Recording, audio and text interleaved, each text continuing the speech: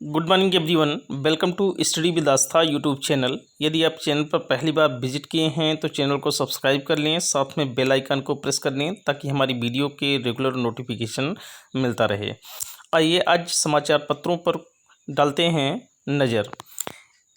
संघ लोक सेवा आयोग यूपीएससी ने कहा है कि 31 मई को होने वाली सिविल सेवा प्रारंभिक परीक्षा को आगे के लिए टाल दिया गया है। लॉकडाउन के बाद स्थिति की समीक्षा के लिए आयोग की बैठक में यह निर्णय लिया गया है। जब भी परीक्षा की अगली तिथि का निर्णय किया जाएगा तो यह सुनिश्चित किया जाएगा कि उम्मीदवारों को 30 दिन पहले बता दिया जाए। लोक सेवा आयोग उत्तर प्रदेश लोक सेवा आयोग ने लॉकडाउन के कारण 2 और भर्ती परीक्षाओं को स्थगित कर दिया है। लॉकडाउन की वजह से स्थगित की गई भर्ती परीक्षाओं की संख्या बढ़कर 8 हो गई है। आयोग ने 16 मई से प्रस्तावित सहायक अभियोजन अधिकारी मुख्य परीक्षा 2018 एपीओ मेंस को स्थगित किया है।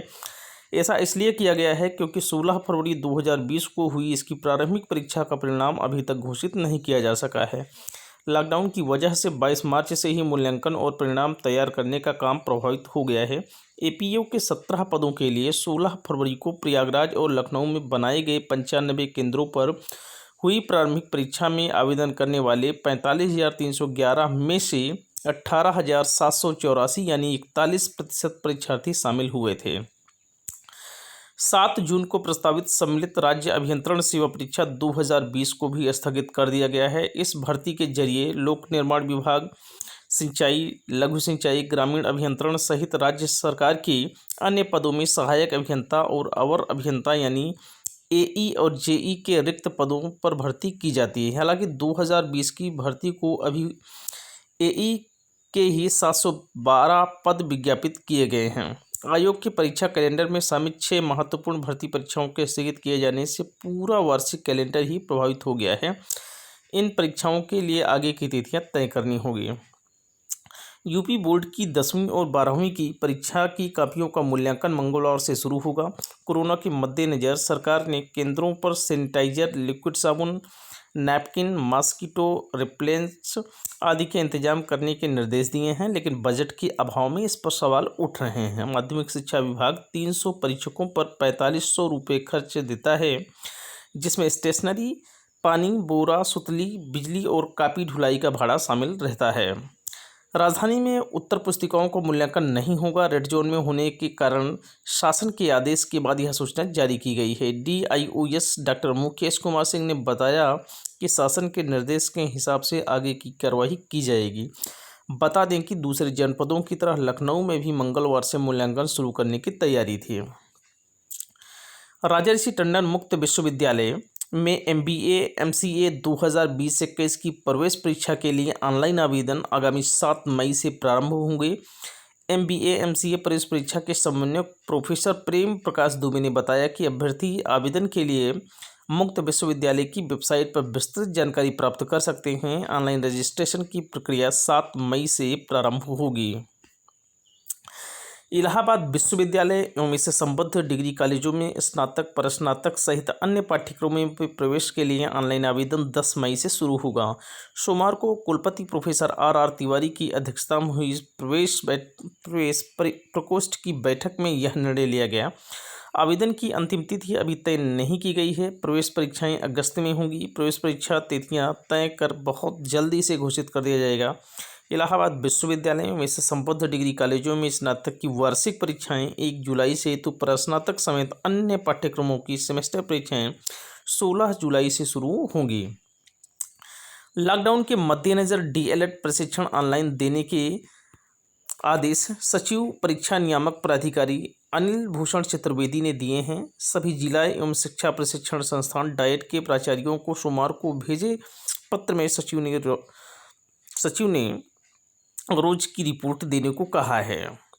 लखनऊ विश्वविद्यालय सहायुक्त महाविद्यालय शिक्षक संघ की ओर से निजी डिग्री कॉलेज के शिक्षकों को वेतन दिए जाने की मांग उठाई है। संगठन का आरोप है कि सरकार के कहने के बाद भी कई डिग्री कॉलेजों ने मार्च और अप्रैल माह का वेतन नहीं दिया गया है। संघ के अध्यक्ष डॉक्टर मनोज पांडे व महामंत्री डॉक्टर अंशु केडिया ने उच्च शिक्षा निदेशक को सोमवार को पत्र लिखा है। अध्यक्ष डॉक्टर मनोज पांडे ने बताया कि स्व वित्त पोषित संस्थानों में कार्य करने वाले सभी कार्मिकों के वेतन का भुगतान बिना किसी कटौती के नियमित किए जाने के निर्देश जारी किए गए हैं।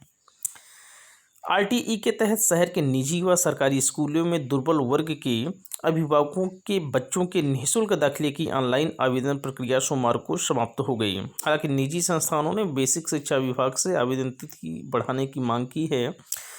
प्रदेश भर में करीब 72,000 अभिभावकों ने निःशुल्क दाखिले के लिए आवेदन किया है। लखनऊ में करीब 9500 आवेदन हुए हैं। हालांकि लॉकडाउन के बाद आरटीई दाखिलों के लिए आवेदनों की रफ्तार धीमी हो गई थी।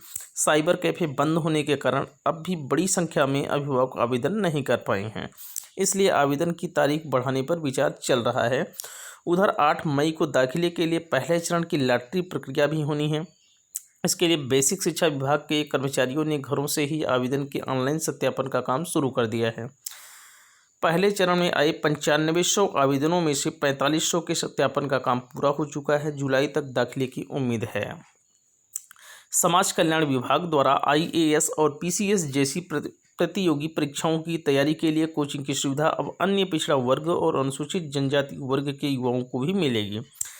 सोमवार को समाज कल्याण विभाग के विशेष सचिव धीरज कुमार की ओर से इस बाबत आदेश जारी किया गया है। दिल्ली स्थित उत्कृष्ट कोटि के कोचिंग केंद्रों के जरिए आईएएस और पीसीएस की मुख्य परीक्षा के पहले प्रशिक्षण योजना का लाभ विगत 13 मार्च 2008 के एक शासनादेश के जरिए अनुसूचित जाति और सामान्य वर्ग के अभ्यर्थियों को प्रदान किया जा रहा है। शिक्षकों को ऑनलाइन प्रशिक्षण देकर बेसिक शिक्षा विभाग ने इस पर होने वाला खर्च बचाएगा, बल्कि इनके प्रशिक्षण के मूल्यांकन के लिए भी पारदर्शी व्यवस्था होगी। यह जानकारी बेसिक शिक्षा राज्य मंत्री स्वतंत्र प्रभार डॉक्टर सतीश चंद्र द्विवेदी ने दी है। रेड व ऑरेंज जोन में आने वाले जिलों में यूपी बोर्ड की उत्तर पुस्तिकाओं का मूल्यांकन स्थगित कर दिया गया है। मंगलवार से सिर्फ ग्रीन जोन में ही मूल्यांकन शुरू होगा। ऑरेंज व रेड जोन में मूल्यांकन के लिए आदेश बाद में जारी किए जाएंगे। उप मुख्यमंत्री डॉक्टर दिनेश शर्मा ने यह जानकारी दी है। उन्होंने बताया कि ऑरेंज व रेड जोन में शिक्षकों को आने जाने में होने वाली दिक्कतों के मद्देनज़र यह निर्णय लिया गया है, क्योंकि यहाँ सार्वजनिक वाहनों पर प्रतिबंध है। कई शिक्षक दलों ने उनसे शिक्षकों को होने वाली समस्याओं के बारे में बताया था। दरअसल मूल्यांकन की घोषणा होते ही शिक्षकों ने इसके बहिष्कार का ऐलान कर दिया था। इसमें सबसे बड़ी दिक्कत शिक्षकों के मूल्यांकन स्थल तक पहुंचने की थी।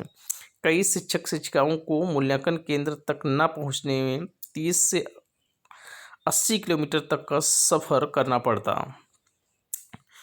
कोरोना संक्रमण से बचाव के लिए चल रहे लॉकडाउन के बीच मनरेगा से श्रमिकों को रोजगार देने के साथ ही गांव में विकास की गतिशील रखने में सरकार को बड़ी मदद मिल रही है। तेजी से मनरेगा श्रमिकों को रोजगार से जोड़ा जा रहा है।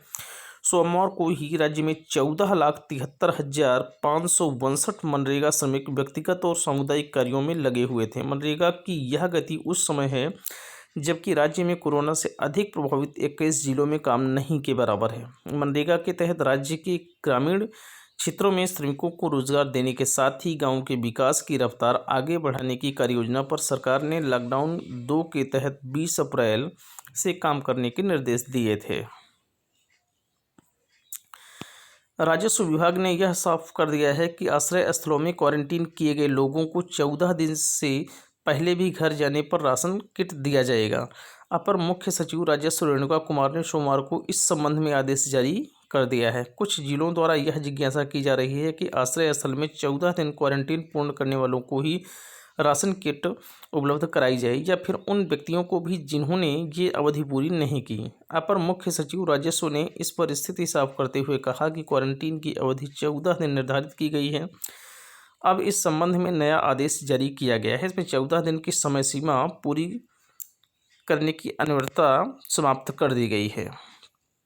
इंदिरा गांधी राष्ट्रीय ओपन यूनिवर्सिटी की 1 जून से होने वाली सभी परीक्षाएं कोरोना वायरस महामारी के कारण स्थगित कर दी गई हैं। इग्नू के वीसी नागेश्वर राव ने बताया कि लॉकडाउन के कारण परीक्षाएं स्थगित करनी पड़ी हैं। नई तारीखों की घोषणा लॉकडाउन खुलने की समीक्षा के बाद की जाएगी।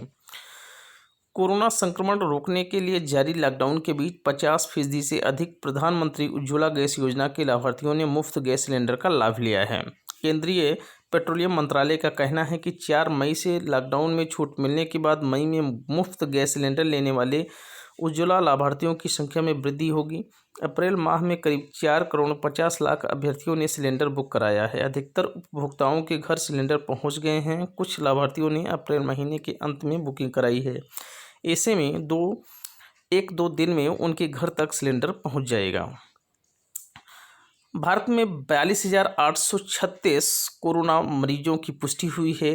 1389 मरीज ठीक हुए हैं, तो वहीं 1389 मरीजों की मृत्यु हुई है, तो वहीं 11,762 लोग इस बीमारी से निजात पा चुके हैं। पिछले 24 घंटों में 2,573 नए कोरोना मरीजों की पुष्टि हुई है।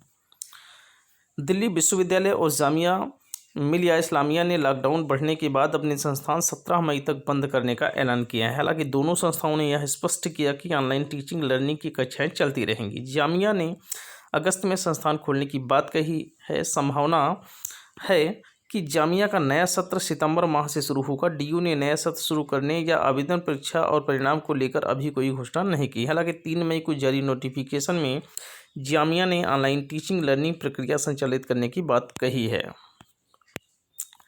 लॉकडाउन खत्म होने पर कर्मचारी चयन आयोग एसएससी स्थगित परीक्षाओं को क्रमबद्ध तरीके से आयोजित कराएगा। सबसे पहले बीच में स्थगित हुई परीक्षाएं पूरी कराई जाएंगी। जहां से परीक्षा रोकी गई है उसी के आगे से उसे शुरू कर दिया जाएगा। इसके बाद जो परीक्षा पहले होनी थी उसको शुरू कराया जाएगा। परीक्षा के बीच रिजल्ट भी जारी किया जाएगा। इसके मद्देनज़र एसएससी के क्षेत्रीय कार्यालय में काम शुरू कर दिया गया है। केंद्र सरकार का निर्देश मिलते ही एसएससी अपने कार्यक्रमों की घोषणा कर देगा। कर्मचारी चयन आयोग की ओर से CHSL combined higher secondary level 2019 tier first परीक्षा 16 से 27 मार्च तक आयोजित की गई थी। देश के विभिन्न केंद्रों में यह परीक्षा 19 मार्च तक ही चल सकी। कोरोना वायरस का प्रकोप बढ़ने पर आगे की परीक्षा स्थगित करनी पड़ी। लॉकडाउन खत्म होते ही इस परीक्षा को सबसे पहले पूरा कराया जाएगा। जितने दिनों की परीक्षा कराई जा चुकी है उसे दोबारा नहीं कराया जाएगा, बल्कि जहां से खत्म हुई है परीक्षा वहीं से शुरू होगी। इसके अलावा JEE 2019 पेपर 1 परीक्षा 30 मार्च से 2 अप्रैल, स्टेनो CND 2019 की परीक्षा 5 से 7 मई तक प्रस्तावित थी। इसमें पहले JEE उसके बाद स्टेनो CND की परीक्षा आयोजित होगी। विदेशों में फंसे भारतीयों की चरणबद्ध तरीके से स्वदेश वापसी 7 मई से होगी। गृह मंत्रालय ने एक बयान में कहा कि संक्रमण के लक्षण जिन लोगों में नहीं पाए जाएंगे उन्हें ही यात्रा की अनुमति होगी। इसके लिए विमानों और नौसेना जहाज़ों की मदद ली जाएगी। हालांकि इस सुविधा के लिए लोगों को भुगतान करना होगा। भारत पहुंचने पर सभी यात्रियों की मेडिकल जांच होगी और इन्हें किसी अस्पताल या किसी शैक्षणिक संस्था में 14 दिन के लिए क्वारंटाइन किया जाएगा। बेसिक शिक्षा परिषद के शिक्षकों को दीक्षा ऐप के माध्यम से ऑनलाइन प्रशिक्षण दिया जा रहा है। बेसिक शिक्षा मंत्री स्वतंत्र प्रभार डॉक्टर सचिन चंद्र द्विवेदी ने बताया कि कोविड-19 महामारी के मद्देनज़र लॉकडाउन में मानव संसाधन विकास की प्रक्रियाओं व शैक्षणिक गतिविधियों के संचालन में भी व्यवधान उत्पन्न हो गया है। विभाग ने इस चुनौती को एक अवसर के रूप में स्वीकार करते हुए शिक्षकों के सतत कौशल विकास एवं छात्र छात्राओं के सीखने के लिए डिजिटल लर्निंग प्लेटफॉर्म से जोड़ने का कार्य किया है। यदि वीडियो पसंद आई हो तो लाइक करें, शेयर करें, कमेंट करें और स्टडी विद आस्था के इस ऑनलाइन यूट्यूब चैनल को सब्सक्राइब ज़रूर करें। Thank you so much. शुक्रिया, धन्यवाद। Have a nice day.